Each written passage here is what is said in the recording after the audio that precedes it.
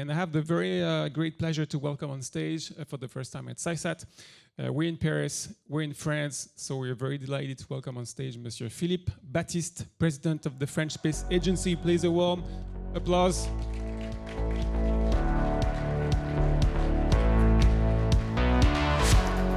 Welcome, Mr. President. This is for you. You have some moment for your speech, and then we have some questions. Okay, so thank you very much. It's a great pleasure to be here today. It's a very important place to be. I don't know how you can today say that you're working in space if you are not concerned by cybersecurity. So it's really something which is really very, very important. Perhaps just a few words to introduce what we are doing at the French Space Agency, so CNES.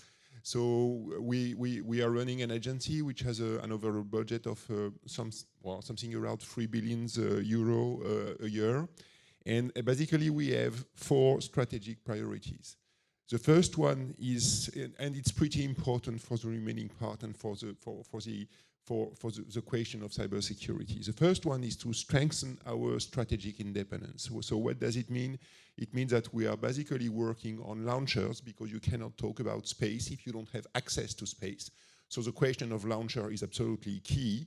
And this is one of the first pillars. And of course, on top of that, when we are talking about strategic independence, it also means that CNES is really dedicated to support our MOD, our Ministry of Defense, but also DGA and of course Commandement de l'Espace, and to support them through the development and of programs, but also sometimes the operations of some of the defense programs.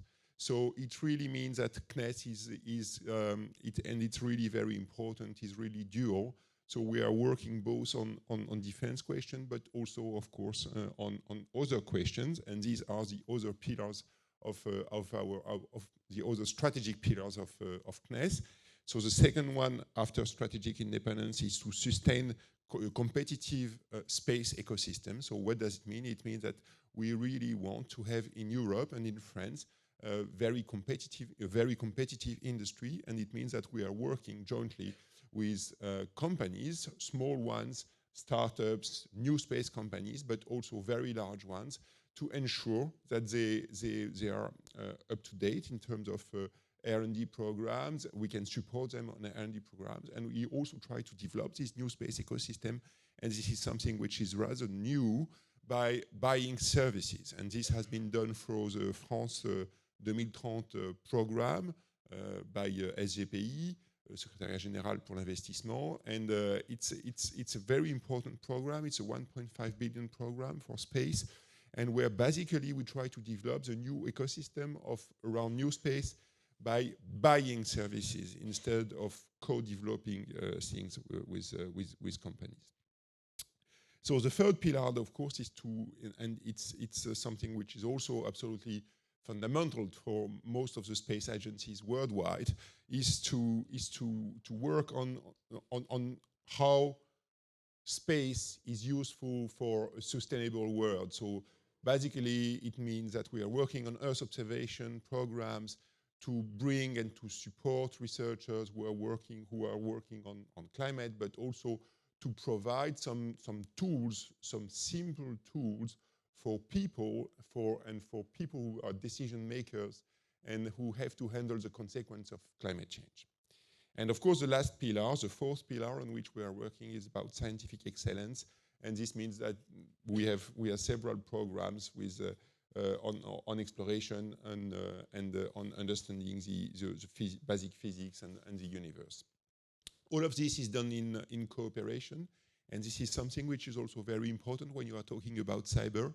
You are not alone. You are most of the time working jointly with other people, and all this is handled well either within the European cooperation. I would say this is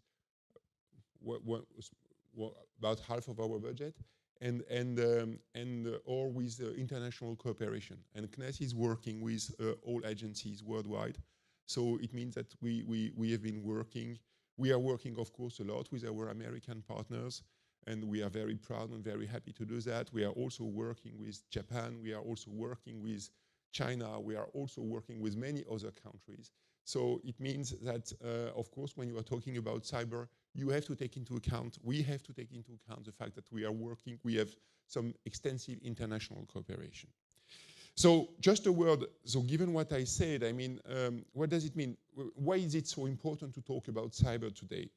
Well, I think that the first thing is that it's very clear, given the list of the strategic pillars on which we are working, it's very clear that space is crucial for the society today. Space is crucial for defense, and I am sure that General Adam will give a talk about that, well, today or tomorrow, I don't remember, but I'm sure he will explain that very well, much better than what I do, but it's absolutely crucial. But it's also crucial on our daily life for our economy. Space is also a business. So, I mean, all of this make space a very, very important target for people who want to disrupt our economy, who want to disrupt, I mean, our business today.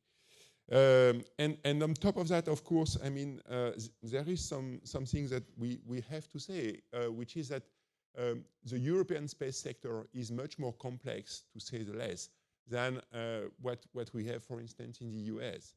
So it means that in terms of regulation, in terms of sharing what we have to do or what we cannot do in terms of cyber, the situation is most likely a little bit more complex in Europe than in the US.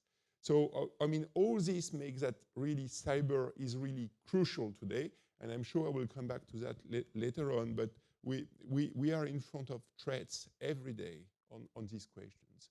So cyber is crucial. Thank you. Thank you, Mr. President. Thank you. Please have a seat. We have a few questions for you, and we'll take this pupitre away.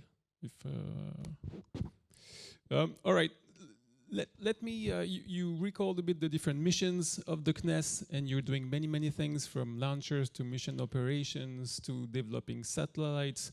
You have assets, data, personnel. This is sensitive. What is the current threat level about the French Space Agency? How do you gauge the threat level, especially considering the current geopolitical context? Yes, you are very right.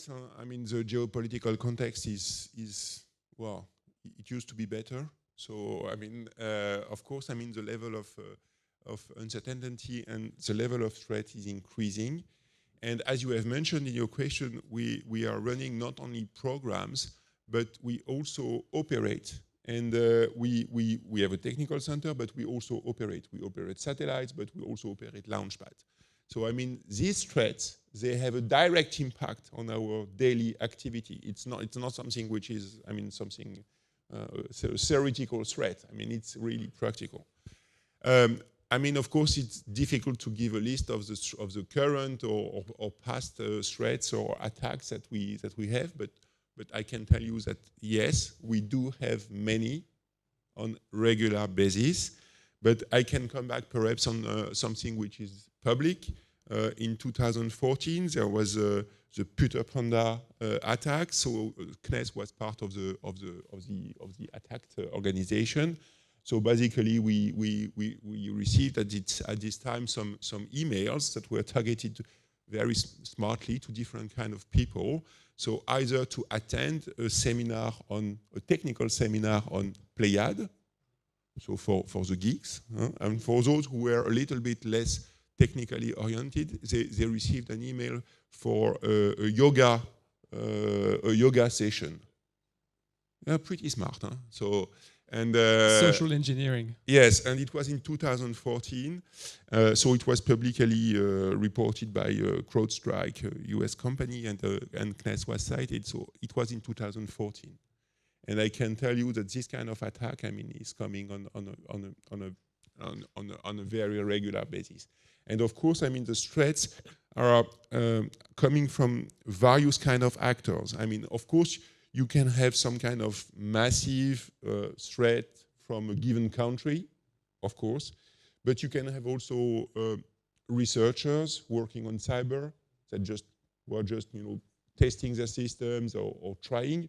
Or you can have individuals or non-public organizations who are just trying on some kind of random random approach to try to enter into one organization. So it's very diverse threats, but very strong.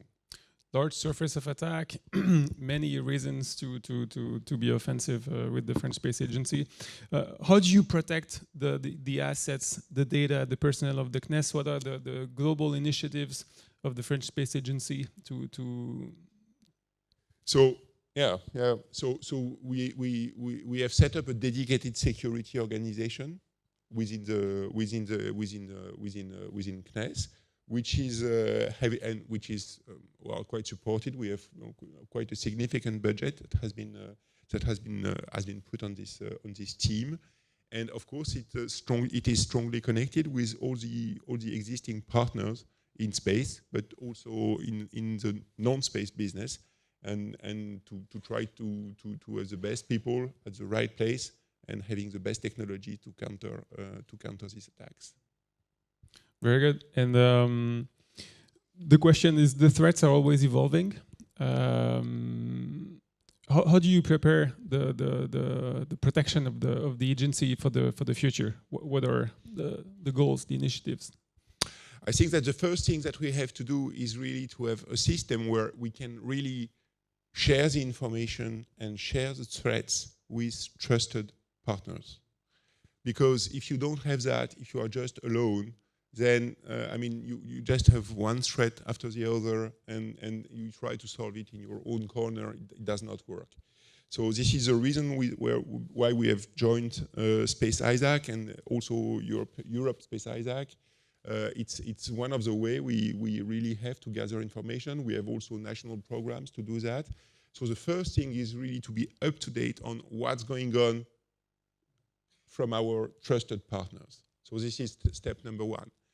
But of course, you also have to prepare for the future. And preparing for the future means that basically you have to invest, and you have to invest in R&D, you have to invest into, so of course, all cryptographical systems that are working today, but also post-quantum systems tomorrow, and so on. These are examples, but they are not the only one. And so you really have to invest in R&D, and we also invest a lot, not only by doing R&D, but also by investing into startups, into new companies that are working in cyber for space activities. Because of course, when you do that, you benefit from all what they have been doing before, the fact that they can sometimes move very fast, and so we have to invest now. And to be clear, also, you also have to invest to try to secure your existing system. Those that are up there, and you want to protect them, even if sometimes the initial design in terms of cyber was not is not the best one, at least compared to what you have today. But you have to always try to update and to increase the level of security. And at the same time, when you design a new system, we are spending more and more money and part of the effort for cyber. For instance, we all know that today we are working heavily, Europe is working heavily on IRIS², and typically IRIS², the cyber operations are really absolutely crucial, and will be, I have no figures of course to put, but and this cyber operation will be a significant part of the overall effort that we'll have on the project. Thank you. One question that just came up to my mind. You mentioned sharing and collaboration, sharing information. Do you discuss cybersecurity with other colleagues, with other executive directors of other space agencies? Is that a topic that comes up more and more in the discussions at the top level, at the ministerial, or do you see a difference compared to the past 10 years or 20 years ago? Or no, not enough, I would say. I think that today everybody is concerned by these questions. Each space agency which is seriously working in space is concerned about cybersecurity. But do we share enough? I'm not sure. I think that we really have an effort to do in Europe, at least, to share guidelines, to share common set of rules, and to try to avoid to spread different kind of rules and guidelines all over Europe. So we are doing that. of course, in France, both for satellites, but also for launchers and launch pads, because we always, when we are talking about cyber, we often think of operations of satellites and things like that. But I mean, there is also a very important threat, of course, also on launchers and on launch pads. And I can tell you that the consequence of having an important cyber attack at the time of a launch, for instance, is very, very substantial. So we are also working on that, and we are working on a set of guidelines that will be public. Please, Mr. President, if you can just keep your mic very close to your chin, because the audio was the #1 complaint from last year. I don't want this to be repeated this year, since we invested in this very fancy auditorium. Thank you so much. You touched base on regulations. We talked about a bit last year about the European space law coming up. France has a is getting more and more drastic about cybersecurity with the French space law, the Loi des Opérations Spatiales, which is now is including cybersecurity requirements. What is the role of the CNES with the French regulators? How do you work with them? How do you implement this internally? So basically what we are doing is that we are implementing the space law. So in terms of regulation, so we put the regulations after to ensure that the space law is enforced. And as far as cyber is concerned, we are working, as I mentioned before, on a set of guidelines that will be given to our partners and who want to for instance, to launch from French Guiana. And of course, all this will be also rediscussed within the European law.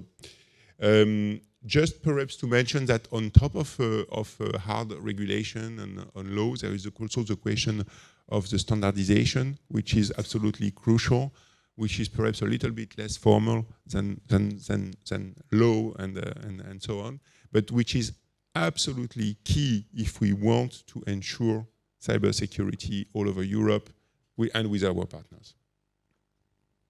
Last question.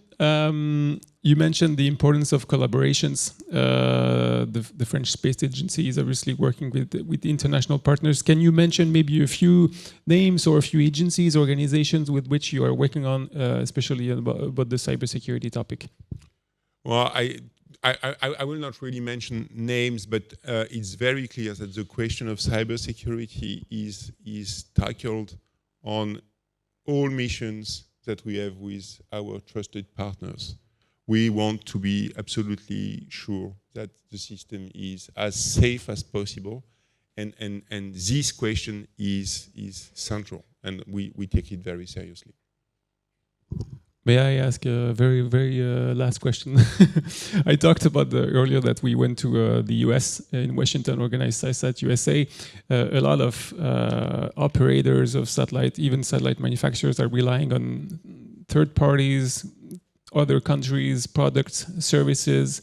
On-ground cloud services are obviously becoming more and more critical. And what is the view of the French Space Agency is about how much sovereignty you should have when operating space missions or developing your own? How much can you let or leave to other countries versus having really your own 100% French products or services? I know this is a tough one. At least I'm not sure our objective is to have something which is 100% French or something like that. I mean, but having sovereignty at least at the European level is something which is I think absolutely crucial. It's crucial for our security. It's crucial also to protect our market, to ensure that at some point we can take the decision on our own market, on what we want to do and how we want to do it. This is something which is absolutely crucial. We have great partners all over the world, and with some of them, starting with the US, we have a very, very strong relationship. But still, I mean, we need to have some kind of autonomy. I mean, and what happened, I mean, on digital, for instance, is a lesson that should be learned, and I mean, we have to be very careful at a time where the difference of investment between typically the US and Europe is so high. We have to be very careful to maintain a strong and efficient European industry in space. This is absolutely crucial. So this starts, of course, with launchers. We need to have some common policy at EU level, and I think this is the role of Europe, of EU, of the Commission, to really ensure this and to be sure that at some point, I mean, all European launch, all European institutional launch are launched by European launchers.